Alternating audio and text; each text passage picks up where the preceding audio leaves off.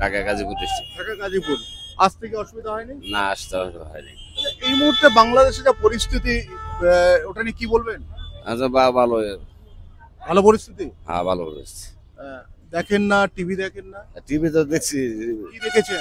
টিভিতে দেখছি বড় বিভিন্ন গোলমাল। আমরা বেনাপুল হয়ে আসছি তো, এখানে কোনো গোলমাল দেখিনি। দেশে কি হচ্ছে? দেশে তো গন্ডল নাই আমাদের দেশে। গন্ডগোল নেই? না।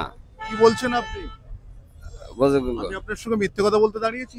না, তবে ওই যে বলছেন? এমনি সমালোচনা, সাংবাদিকরা বিভিন্ন সমালোচনা করে এই নিয়ে। আর কিছু না।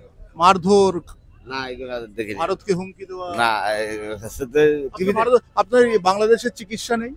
চিকিৎসা আছে। কি আছে? চিকিৎসা বলে ওইখানে আমাদের পরীক্ষা টিকা গুলো সঠিক হয় না।